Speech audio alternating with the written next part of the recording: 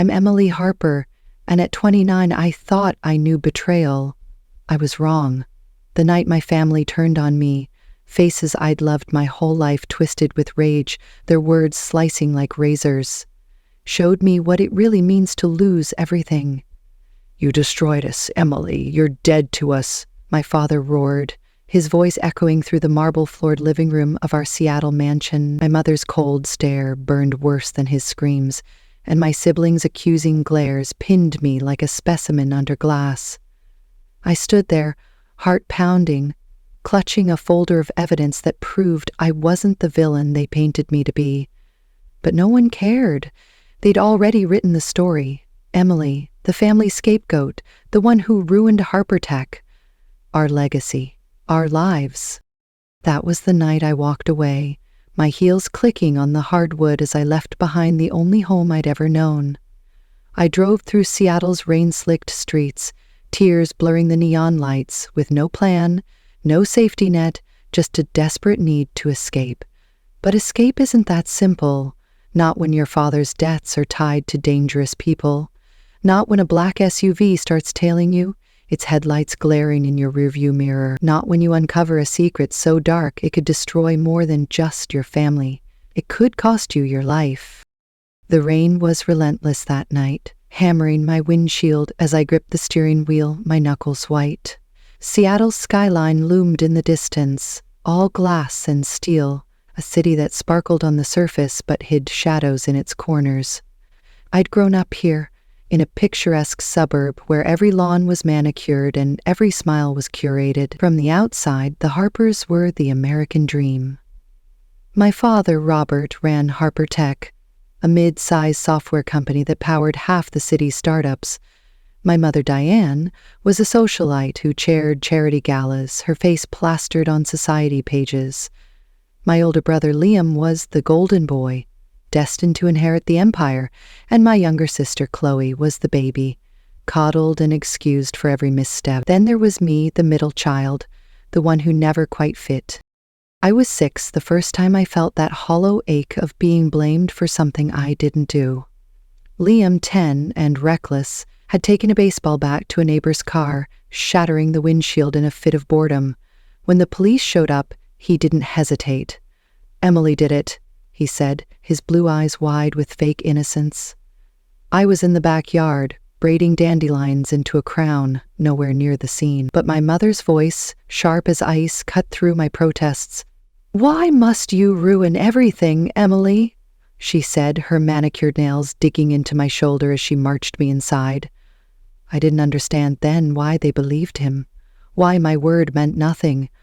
I just knew that look in her eyes, disappointment, disgust, would haunt me for years.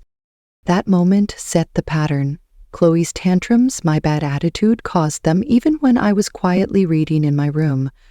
Dad's late nights at the office, his jaw tight with stress, somehow tied to my demanding piano lessons, never mind that Liam's private tennis coach cost 10 times as much. I learned to tiptoe around their moods, to swallow my hurt, to make myself small. But small wasn't enough. I had to be perfect. So I threw myself into school, into coding, where lines of logic made sense when my family didn't. My high school teacher, Miss Carter, saw something in me. A spark, she called it. "You could go to MIT, Emily," she said, her voice warm with belief. "You're brilliant." For the first time, I felt seen, not as the family's problem, but as someone with a future. I clung to that spark, pouring hours into algorithms and hackathons, dreaming of a place where I wouldn't be the scapegoat. When I told my family about MIT, I was 16, vibrating with hope. We were at dinner, the chandelier casting glints of light across the mahogany table. "MIT?" my father scoffed, setting down his wine glass. "We're not wasting money on your fantasies, Emily. Harper Tech needs stability, not your pipe dreams." Chloe, barely 13, rolled her eyes. "What, you think you're some nerd genius now?" Liam just laughed, like my ambition was a punchline. My mother sighed, her favorite response. "Why can't you be more practical, like your brother?" I stared at my plate, the mashed potatoes blurring as I blinked back tears. That night I cried into my pillow, perfecting the art of silent sobbing so no one would accuse me of attention-seeking. But I didn't give up. I worked harder, acing every test, winning coding competitions, building apps that got local press. When the MIT acceptance letter came with a full scholarship, I was 18, standing in my bedroom, the envelope trembling in my hands. I wanted to scream with joy, to run downstairs and shove it in their faces. Instead, I found them in the living room, faces grim. "What's wrong?" I asked, the letter hidden behind my back. My mother's arm was around Liam, who looked like he'd been punched. "Your brother's startup pitch got rejected," she said. "We're figuring out how to support him now." My victory felt like ash. I waited 3 days to tell them, and when I did, my father's first words were, "How much is this going to cost us? Not congratulations, not we're proud. Just money, always money." IT was my salvation. Cambridge was a world away from Seattle's suffocating expectations. I made friends, Priya Patel, who could debug code faster than anyone, and Marcus Lee, who taught me to laugh without looking over my shoulder. They didn't care about my last name or my family's drama. They liked me for me. I thrived, graduating with honors, landing internships at tech giants. But the calls from home never stopped. My junior year, my mother's voice crackled through the phone. "Chloe's been partying, failing classes. She misses you, Emily. You abandoned her by leaving." The guilt twisted like a knife. How was I the villain for chasing my own life? At 24, I did the unthinkable. I came back. Job offers from Silicon Valley glittered. Google, Apple, startups with million-dollar funding, but I couldn't shake the need for my family's approval. I took a job at Nexus Tech, a rival firm in Seattle, as a cybersecurity analyst. I told myself it was practical, close to home, a chance to mend things. But the weekly dinners at the Harper Mansion were like stepping into a minefield. My father belittled my career. "Cybersecurity? So you're a glorified IT person." Liam, now running a failing app venture, smirked. "Guess you're not cut out for the big leagues." Chloe, freshly 20 and obsessed with Instagram, barely looked up from her phone. My mother's silence was the worst, her pursed lips saying everything her words didn't. I tried to set boundaries once at 26 during one of those dinners. The table was laden with roast beef and tension, the air thick with unspoken grudges. Chloe had just stormed off, upset about something trivial, and my mother turned to me. "If you weren't so difficult, Emily, she wouldn't act out." The words snapped something inside me. "I'm tired of being blamed for everything," I said, my voice shaking but clear. "Every time something goes wrong, it's my fault, even when I'm not involved." The silence was deafening. Liam sneered. "Always the victim, huh?" My father's face darkened. "After all we've done for you, this is the thanks we get?" My mother's voice was soft, deadly. "You're so ungrateful, Emily. I thought you'd outgrown this drama." I never brought it up again. By 28, I was climbing the ladder at Nexus Tech, promoted to senior cybersecurity strategist, leading projects that protected Fortune 500 companies from breaches. My boss, Olivia Grant, called me a game changer, her praise a balm for years of dismissal. I should have been on top of the world, but family dinners kept me tethered to that old, aching role. When I shared my promotion, my father's response was a knife. "So you're too good for Harper Tech now?" Diane's eyes narrowed. "You're abandoning the family legacy, Emily." Typical. The legacy they meant was Harper Tech, my father's company, which I'd learned was struggling. Robert blamed market shifts, but his vague hints suggested he wanted my help. Against my better judgment, I offered to audit their cybersecurity for free. I wanted to prove I wasn't the problem, that I could save them. That's when it all started to unravel. The Harper Tech offices were a ghost of their former glory, once bustling floors, now half empty, the hum of servers drowned out by the weight of failure.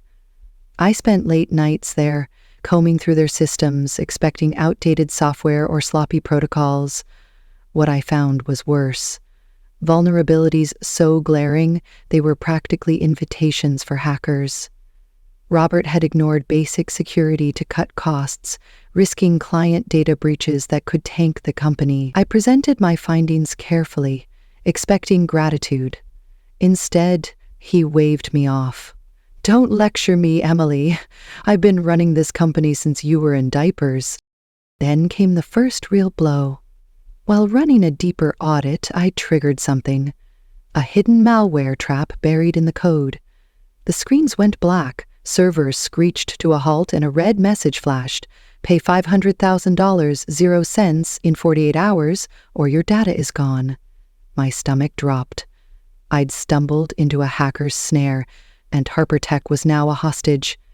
I worked frantically, isolating the breach, but the damage was done. The hackers had access to client contracts, financial records, everything.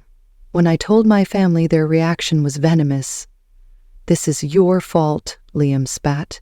"You and your fancy audits." My mother's voice was colder. "Why can't you ever do anything right?" Robert didn't speak, he just stared, his silence louder than their accusations. I should have walked away then, but guilt and loyalty, those old, cruel chains, kept me tethered. Robert approached me a week later, his face haggard. "We need a loan, Emily. $2 million to save Harper Tech. The bank trusts you with your job, your credit. Co-sign it. It's just a formality." Every instinct screamed no. My therapist, Dr. Lauren Pierce, warned me in our next session.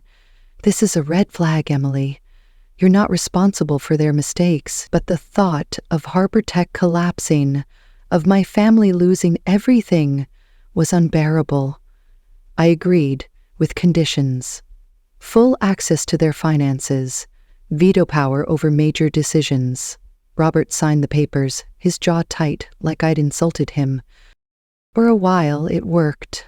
My cybersecurity overhaul stabilized the systems, and the loan eased the cash flow. I thought I was helping, proving my worth. Then I noticed the withdrawals. $50,000, 0 cents here, $75,000, 0 cents there, labeled as consulting fees, with no receipts, no vendors, nothing. I confronted Robert, expecting an explanation. He exploded. "You're not my boss, Emily. Stop spying on me." Diane's voice was softer, more cutting. "Why do you always have to make things difficult?" I dug deeper, and that's when Chloe, in a rare moment of honesty, let it slip. "Dad's been gambling," she whispered, her eyes darting to the door. "Casinos, sports bets, offshore accounts. It's bad, Emily." Bad didn't cover it. I found the truth in the accounts. $1,500,000, 0 cents of the loan gone, funneled into Robert's addiction. Harper Tech was bankrupt, and as co-signer, I was on the hook. Panic clawed at me, but worse was coming. A note appeared under my apartment door one night, scrawled in jagged handwriting, "Pay up, or you're next." I called the police, my hands shaking, but they dismissed it as a prank. I knew better. Robert's debts weren't just to banks. They were to people who didn't negotiate. Then came the text from my mother, clinical, no emojis, no warmth. "Family meeting tomorrow, 6 p.m. Be there." My gut screamed, trap, but I went, hoping foolishly that we could fix this. I pulled into the mansion's driveway, the rain heavier now, and saw cars I hadn't expected. Uncle Greg's Cadillac, Cousin Natalie's Tesla, the family lawyer's sleek BMW. This wasn't a meeting. It was an ambush. The living room was a tribunal. Faces I'd known since childhood, now jurors in a trial I didn't understand. My father stood, his voice flat. "Now we can begin." My mother wouldn't meet my eyes. Liam's smirk was a blade. Chloe's tears felt rehearsed. "What's going on?" I asked, my voice steady despite the dread pooling in my chest. Robert's words were a sledgehammer. "You caused the breach, Emily. Your meddling cost us our clients, our reputation, everything," Liam piled on. "You wanted to sabotage us, didn't you?" Diane's accusation was quieter, deadlier. "You manipulated the loan to control your father. You're a traitor. I tried to explain. The data showed growth. The breach was pre-existing. The loan was Robert's idea. But they shouted me down. Uncle Greg called me a disgrace. Natalie sneered. You always thought you were better than us. Then the lawyer, Mr. Vaughn, dropped the bomb. The bank's suing you for fraud, Emily. They say you falsified the loan documents. My knees buckled. It was a lie, Robert's lie, but the room believed it. Chloe sobbed. You broke Dad's spirit. No one defended me, not even my mother, whose silence was a betrayal deeper than words. Robert's final words were a death sentence. You ruined our lives, Emily. You're dead to us. He pointed to the door, his face red with rage. Get out and stay out. I looked at my mother, pleading with my eyes. Mom, I whispered. She stared at her hands. I think it's best if you go. The room was a blur of faces, all condemning, all united against me. I set the folder of financial reports on the coffee table, proof of my innocence ignored, and walked out. The door clicked shut behind me, and the silence was louder than their screams. I drove, tears streaming, the city a smear of light and shadow. I didn't know where I was going, only that I couldn't stay. 2 days later, it got worse. A black SUV followed me, its headlights relentless in the dark. I took a sharp turn, then another, my heart hammering. On a quiet road, it sped up, swerving to force me off. I floored the gas, my tires screeching, and made it to a gas station, the SUV vanishing into the night. I sat there, shaking, knowing it wasn't random. Robert's bookie, his debts, his lies, they were coming for me. That's when I knew I had to run. I took an emergency leave from Nexus Tech, changed my phone number, and packed a single suitcase. San Francisco was my escape, a transfer to lead Nexus Tech's new office, a chance to start over. But as I crossed the state line, my burner phone buzzed with a voicemail from an unknown number, a man's voice, low and menacing. You can't hide, Emily. We know what you took. What had I taken? I'd left with nothing but my broken heart and a secret I didn't even understand. But someone thought I had something worth killing for. And as the Welcome to California sign flashed by, I realized this wasn't just about escaping my family. It was about surviving what they'd dragged me into. A game of lies, debts, and danger I was only beginning to unravel. Chapter 2: Shadows in the Fog. The San Francisco fog wrapped around me like a shroud as I stepped out of my beat-up Honda, the engine still ticking from the long drive. It was 3 a.m. and the Mission District was quiet, save for the distant hum of a street sweeper and the occasional clatter of a bottle rolling in an alley. My new life was supposed to start here, in a city that promised reinvention, but the voicemail from that unknown number still echoed in my head. You can't hide, Emily.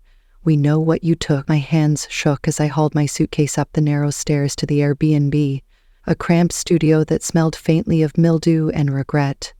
I'd left Seattle to escape my family's betrayal, but the black SUV that tried to run me off the road and that chilling message told me I hadn't outrun the danger. Not yet. Inside, I locked the door, slid the chain into place, and checked the windows twice. The studio was sparse. A sagging twin bed, a wobbly table, and a single bulb casting harsh shadows on the peeling paint. I collapsed onto the bed, my body aching from the drive, but sleep was a distant hope. My mind replayed the ambush at the Harper mansion, my father's scream, "You're dead to us!" and the folder of financial reports I'd left behind, proof of his gambling that no one cared to see. I'd spent 29 years trying to be the perfect daughter, swallowing their blame, believing I could earn their love. Now I was alone, with nothing but a burner phone, a new job at Nexus Tech's San Francisco office, and a gnawing fear that I'd stumbled into something bigger than my family's lies. I pulled out the burner phone. Its screen cracked from when I'd dropped it in a panic at that gas station. The voicemail was still there, marked 11:47 p.m., just hours after I'd crossed the Oregon border. I played it again, hoping for a clue. The man's voice was gravelly, deliberate, with a faint accent I couldn't place. Eastern European, maybe? "You can't hide, Emily. We know what you took. 48 hours, or we come for you." The line went dead. Took what? I'd left with clothes, a laptop, and a fireproof lockbox holding my passport and MIT diploma. Nothing worth chasing me across state lines for. Unless... No, I pushed the thought away. My father's gambling debts were his mess, not mine. But the image of that SUV, its headlights burning through the rain, wouldn't let me rest. I needed answers, but first, I needed to survive. I opened my laptop, connected to the weak Wi-Fi, and started digging. Nexus Tech had given me remote access to my work account, so I used their encrypted network to search for anything tied to HarperTech's collapse. Public records showed the company was officially bankrupt, its assets frozen, my father's name splashed across tech blogs, Robert Harper arrested for fraud, money laundering. The comments were brutal. Former employees spilling secrets about his casino binges, his offshore accounts, his temper. One post caught my eye from an anonymous user. "Harper's debts go deeper than Vegas. Check the Cyprus accounts." Cyprus? That was new.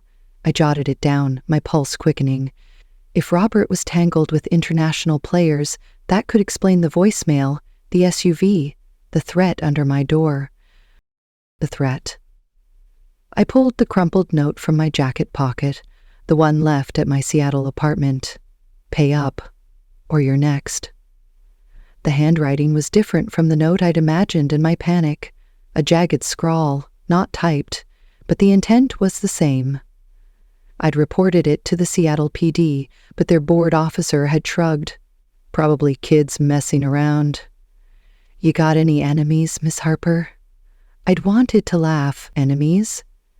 Just my entire family, a loan shark, and now some faceless voice on my phone. I tucked the note into my lockbox next to the USB drive I'd used to back up HarperTech's financial data before the ambush. That drive was my insurance, proof that I hadn't falsified the loan documents, proof that Robert's lies had sunk the company. But what if it held something else, something I hadn't seen? I was about to plug it in when a noise stopped me, a faint scrape, like metal on concrete outside the window. My heart slammed against my ribs. The studio was on the 3rd floor, no fire escape, but San Francisco's alleys were full of shadows. I crept to the window, peeling back the curtain. The street below was empty, fog swirling under the streetlights, but I swore I saw movement. A figure, maybe, darting into the alley. I backed away, my breath shallow, and grabbed the kitchen knife I'd unpacked from my suitcase. It was dull, barely good for cutting bread, but it was something. I stood there, knife in hand, listening to the silence, until my legs gave out and I sank to the floor. This was my new life. Alone, paranoid, clutching a knife in a city that didn't know my name. Morning came too soon, the fog giving way to a gray drizzle. I dragged myself to a coffee shop 2 blocks away, desperate for caffeine and a moment to think. The place was called Fog City Brew, all exposed brick and hipster vibes, with baristas who looked like they'd stepped out of a music festival. I ordered a latte, my hands still trembling, and claimed a corner table by the window. My laptop was my lifeline, and I dove back into the Cyprus lead. A quick search revealed Cyprus was a hub for offshore banking, a playground for money launderers, and worse. If Robert had accounts there, he wasn't just gambling, he was playing with fire. I needed access to HarperTech's servers, but they'd been seized by the bank. My only hope was the USB drive, but opening it here on public Wi-Fi was asking for trouble. Hackers could be watching, especially if they knew I had something they wanted. That's when I'd noticed him. The barista, a guy about my age with a sleeve of tattoos and a lopsided smile. He was wiping down the counter, but kept glancing my way, not in a creepy way, but like he was trying to figure me out. I caught his eye, and he nodded like we were old friends. "Rough morning?" he asked, strolling over with a rag in hand. His name tag read Noah. I forced a smile, my voice hoarse. Rough life, he chuckled, but there was no judgment in it. Yeah, San Francisco's good for starting over, but it's not gentle about it. I'm Noah, by the way. You new around here? Emily, I said, hesitating, just moved in, work transfer. I didn't mention the part about fleeing my family or the death threats. Noah tilted his head, studying me. You look like you could use a friend, or at least a better coffee. That latte's on me. His kindness hit harder than it should have, a crack in the wall I'd built since the ambush. I thanked him, my throat tight, and he went back to the counter, leaving me with a warmth I hadn't felt in weeks. It was small, but it was something. A reminder that not everyone saw me as the villain my family did. Back at the studio, I set up a makeshift command center on the wobbly table. Laptop, burner phone, USB drive, and a notebook where I scribbled every lead. I needed a plan, and fast. First, secure my finances. I'd already moved my savings to a new account, unlinked from anything my family could touch, but the $2 million 0-cents loan I'd co-signed loomed like a guillotine. The bank hadn't contacted me yet, but Mr. Vaughn's words at the ambush, "They're suing you for fraud," meant trouble was coming. Second, figure out what I'd supposedly taken. The USB drive was the obvious answer, but I hadn't looked at it since Seattle. Third, stay alive. The SUV, the voicemail, the note, they weren't coincidences. Someone wanted me scared, or worse. I called Dr. Lauren Pierce, my therapist, on the burner phone, scheduling an emergency video session. Her calm voice was a lifeline, grounding me as I recounted the ambush, the chase, the threats. "You're in survival mode, Emily," she said, her glasses glinting in the webcam's light. "That's not weakness, it's strength. But you need to protect yourself, physically, emotionally, legally. Have you considered a lawyer?" I hadn't, but she was right. If the bank was coming for me, I needed someone in my corner. She gave me a referral to a San Francisco attorney, Alina Vasquez, who specialized in financial fraud. "And Emily," Dr. Pierce added, "you're not the scapegoat anymore. You're choosing yourself. Hold on to that." Her words stayed with me as I plugged in the USB drive, my heart pounding.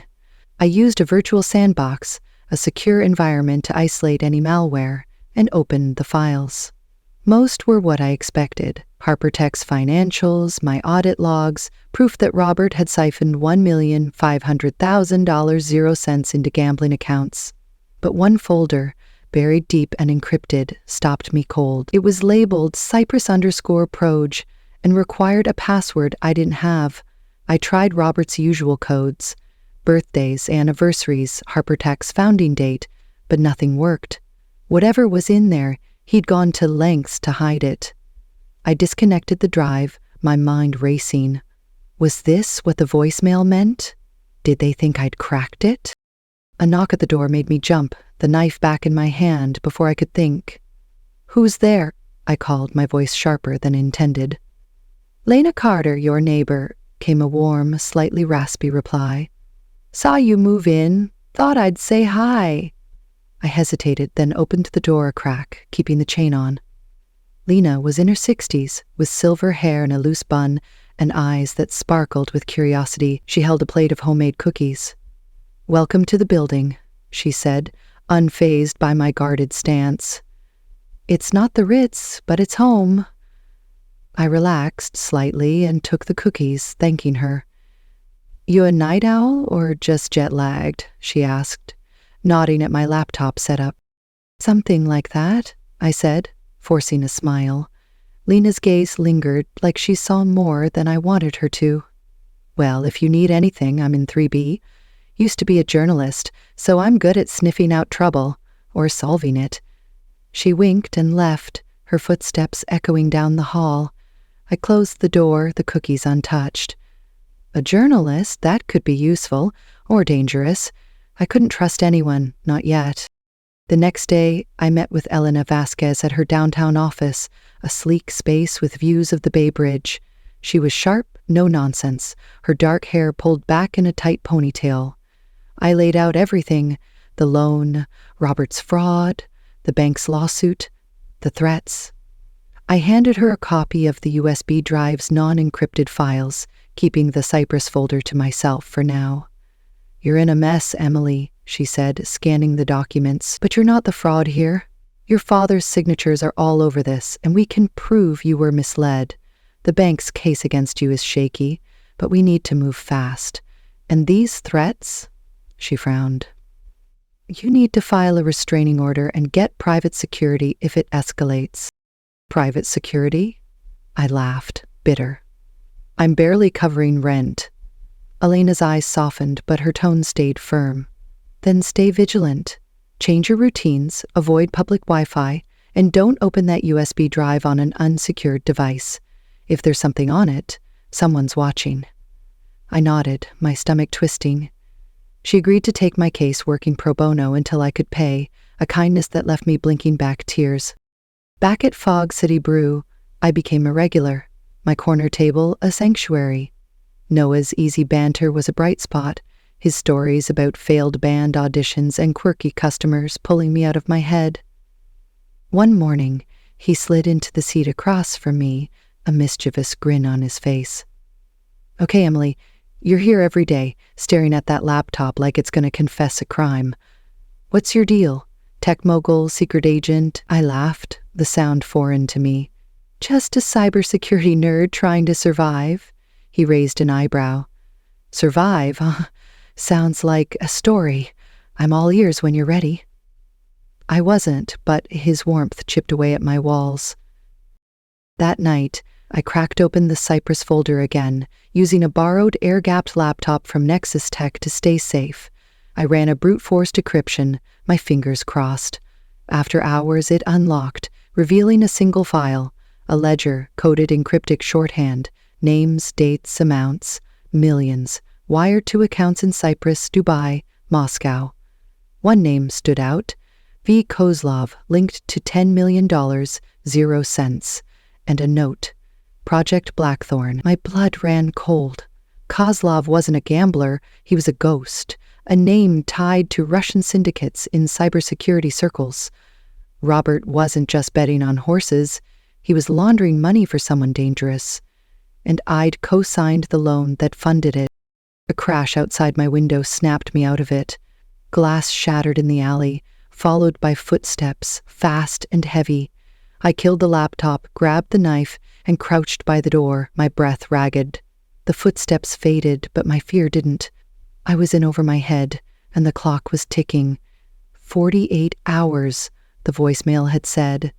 That was tomorrow.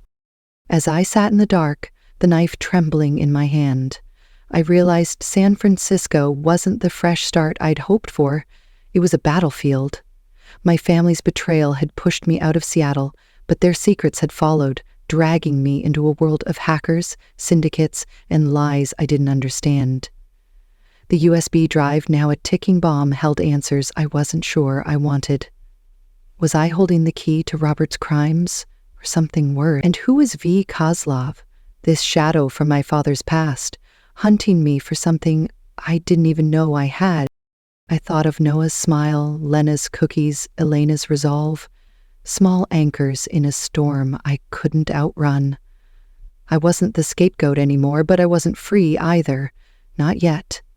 Tomorrow, I'd face the deadline, the ledger, the truth. For the first time, I wasn't fighting for my family's approval. I was fighting for my life. And as the fog pressed against the window, I made a vow. Whatever came next, I'd survive it. Not for them, but for me.